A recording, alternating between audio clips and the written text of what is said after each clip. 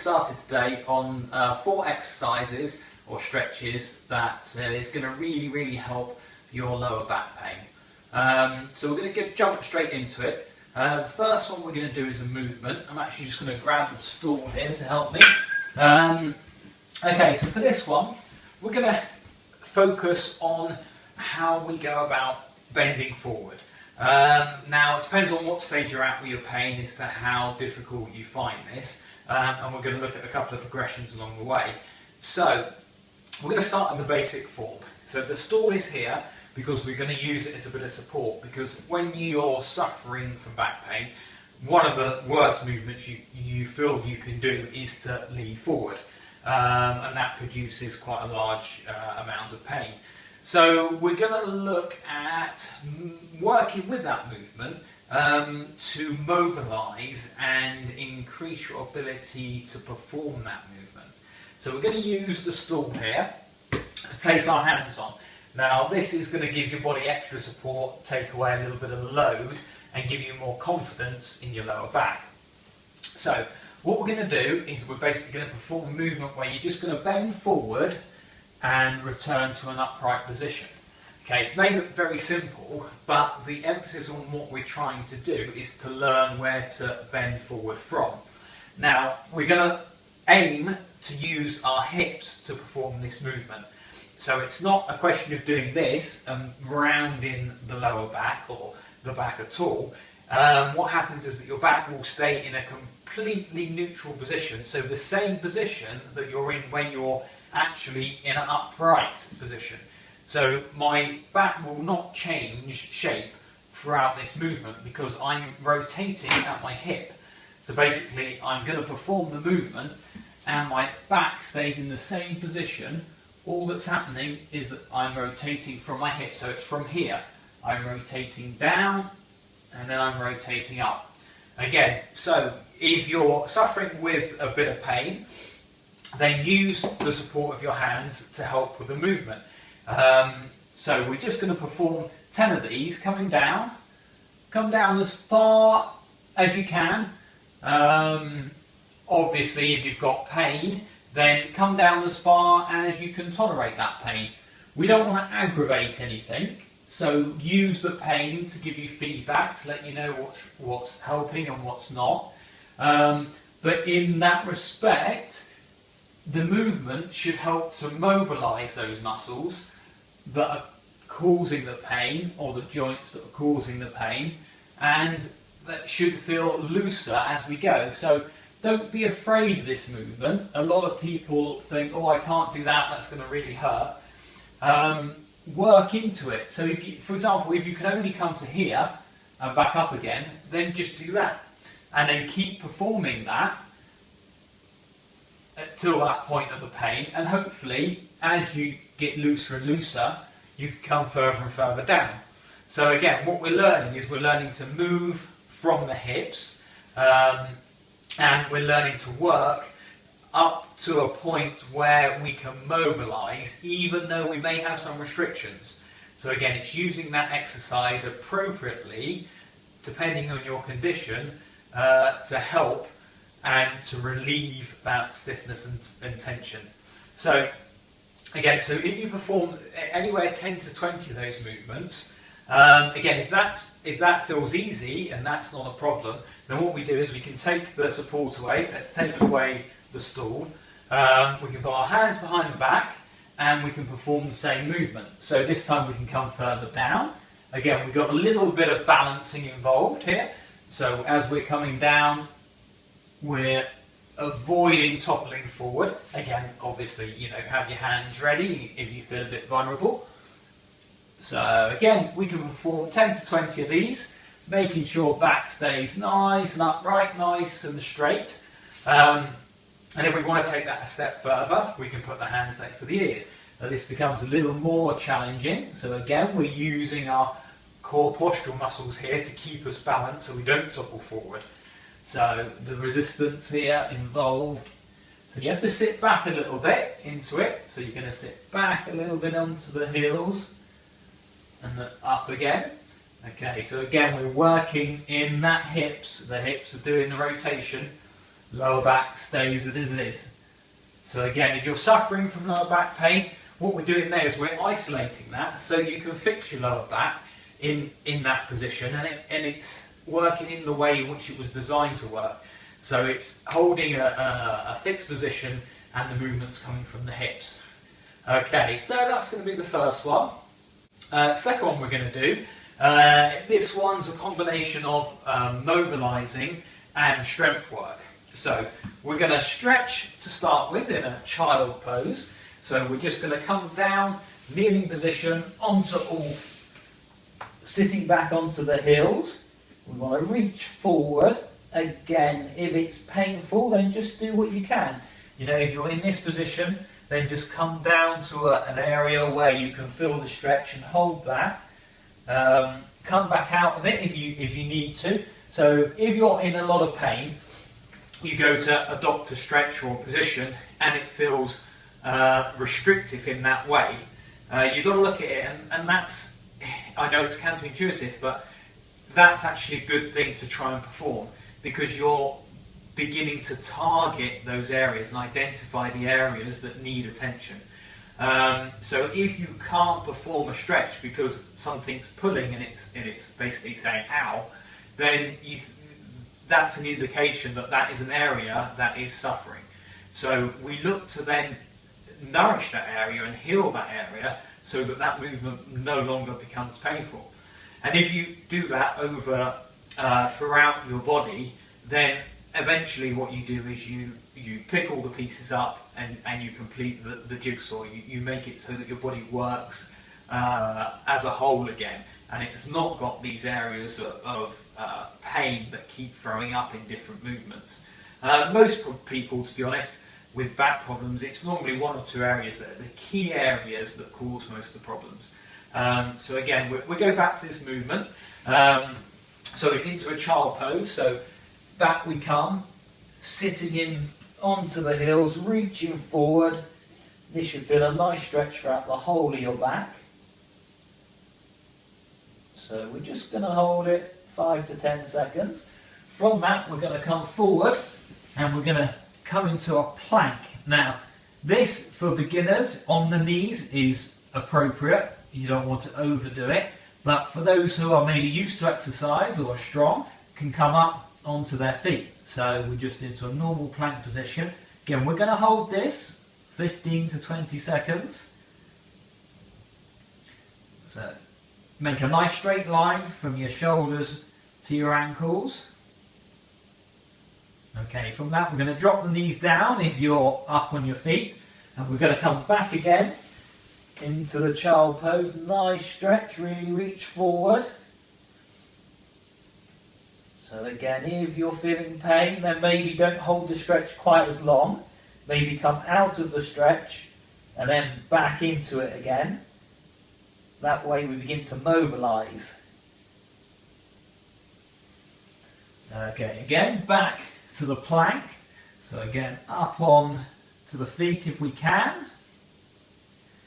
In this, we're looking to really feel your deep postural core muscles working.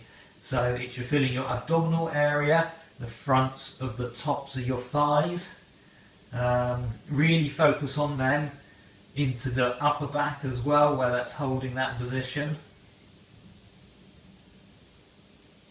Okay, again, just drop the knees down, come back and sit onto the heels.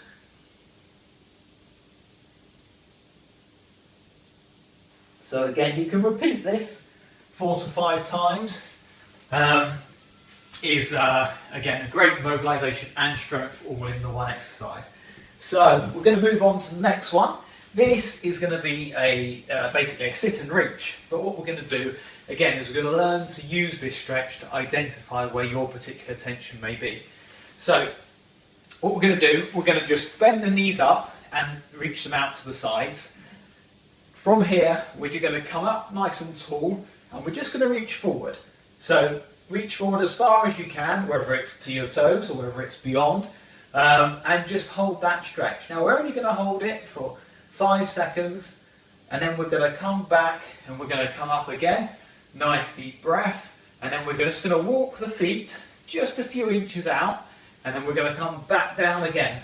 So yeah, everyone's going to look different to this. So some people, their knees might come further down to the ground. Some people, they might not. They might be higher. You might not be able to reach forward as much. So what we're doing here is, again, we're identifying the different areas of tension within your body. So again, we're coming down, we're just going to hold this one for 5 seconds. Each time you come down, just be aware of where you feel the restriction, if you feel any pain. Again, if you can't do this because every time you lean forward you feel the pain, then the key here is to come up in between each stretch, and then hands on the legs for a bit of support, and just lean as far as you can, but try and keep that back from rounding too much. Come forward at the hips. So we're creating mobility in that forward movement without aggravating that lower back. So again, we're just going to come forward. Again, I'm just doing it a bit more upright to demonstrate what it would look like if you were suffering from pain as you came forward. Good, so come back again, walk those feet a little bit further. Still at this stage we're going to have the knees out to the side. The reason we're doing this is because it therefore takes away any restriction we may have in the hamstring muscles. So if we were tight in the hamstrings and we have our legs straight, we try to reach forward, we're not getting too much of a stretch on the lower back, which ideally, if we can, is what we want to at this stage. We're going to come to that in a minute, but at the moment we just stay with the legs out to the side. So up we come, and because I'm not too bad in my lower back, I can reach forward and I can actually round my lower back to get a better stretch. So again, just make note of where you feel it. As you come down throughout these, what we're going to do is we're going to identify what position for you is the most beneficial. So where you're feeling the stretches or the restrictions the most. So on this last one, I am actually going to straighten my legs, and I'm going to come down and reach as far forward as I can. So now, as you can see for myself, I'm particularly stiff this morning, and I'm struggling to reach to my toes. So here I can feel it throughout my backs of my legs rather than my back itself. So again, just going to hold this one.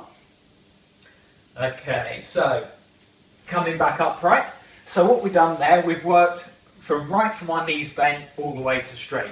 So within that, hopefully you've identified which area feels the place where you need to work the most. So normally that's probably one of the areas that feels most painful or restrictive. So you can't do the movement because either the muscles are too short and stiff, and therefore you can't reach forward towards the toes. So again, use that point to go back again and perform that stretch, and this time hold it for a little bit longer. So we're gonna, in my case, mine was with my legs straight, so I'll do that one again and perform it and hold it now for about 20 seconds. So therefore I've identified, right, for this stretch, this is the best position for me to be in, and therefore I'm going to do this one within my routine. Okay, the last one we're going to do today is going to be a stretch for the hip flexor muscles, the tops of the quadriceps here, the thighs. And the reason we're going to do this is because it's such an important area, and it's an area that causes a very large amount of back pain. I'd say sort of, 90% of people are suffering with tension in this area, which is contributing towards their lower back pain. It really is a big factor. So I can't stress enough that this is the stretch or similar one should be included in your routine. The reason it's so common is because of our daily activities. We spend long periods of time sat down, so our legs are in this position, which means that this area here is in a shortened, the muscles at the top of the legs are in a shortened position. Very similar to if I was to hold my arm in this position for, say, a couple of hours. When I went to release it and lengthen it, well, it would be very stiff and painful in this muscle here because it's been holding a shortened position for such a long time. exactly the same as these muscles here. If you're driving, you know, you're in this position, maybe operating the pedals, so the muscles are having to work hard as well. And over time, if you imagine if you do that day after day for long periods, then eventually that's going to start to affect what goes on above and below those muscles. And in this case, we're looking at how that's going to affect the rotation of our pelvis in a forward position. So it's going to pull down on the fronts of the pelvis. Not only that, but these muscles also run deep within the pelvis and attach directly onto the lumbar spine, which is going to pull that forward and down. So your pelvis is going to rotate. That itself increases the curve on the lumbar spine, and the muscles are pulling on the lumbar spine themselves directly forward and down because of the shortness in these muscles at the front. So, you know, that's a key area. That alone, that increased curvature in the lower back, is going to affect how the spine sits. And what is a very common situation is that because that curve changes, how the vertebra sit one on top of the other, those positions change. So rather than having a square place where the disc between the vertebra would sit, you're now getting more of a wedge shape because it's been forced into a more curved position. So on one side of the disc, there's going to be a large amount of pressure caused by that wedge shape between each vertebra, and that therefore can cause the disc to be either forced out from the space itself or herniated where it squashes it and the fluid within that disc starts to leak out from it. So, you know, it's a very, very valuable stretch that can prevent a lot of these problems. So if you have suffered from maybe a slipped disc and you're recovering from that, then, you know, this really is one of the stretches you should look at to try and restore that neutral position of your pelvis and decrease the amount of stress that's being put onto those discs between the vertebrae. So the stretch we're going to do today, there are a couple of them, but we're going to look at a simple one for you to do today, which is basically a lunge position, knee on the floor.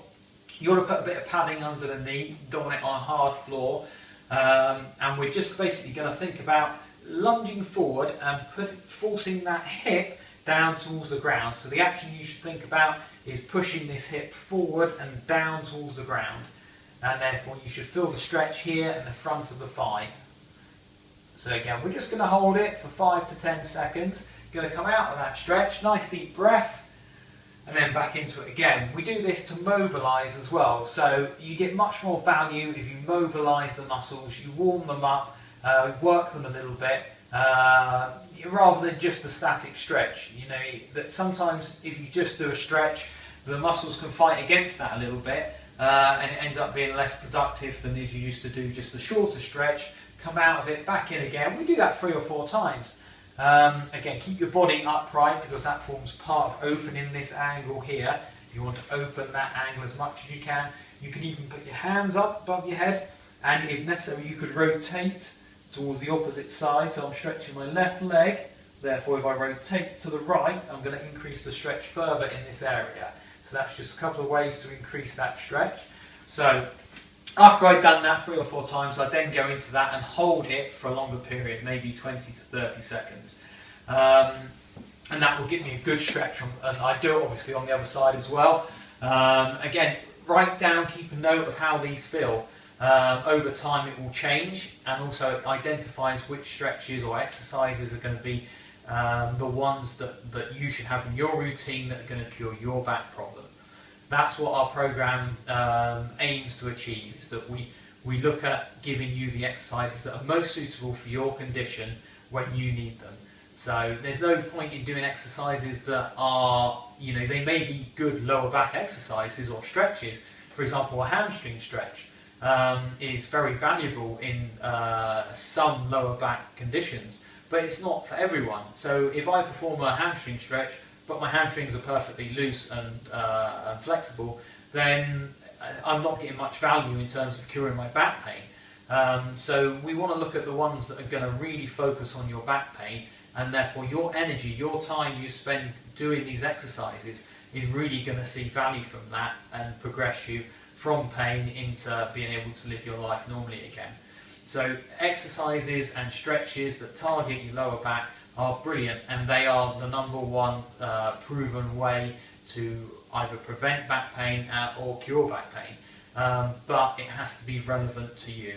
So our program focuses on that and allows you to really take the value of these exercises and get the value that you've put your time and effort into them. So if you're not seeing any reward from that, you're not going to carry on doing it, which is a big shame, because it really does have massive value attached to it.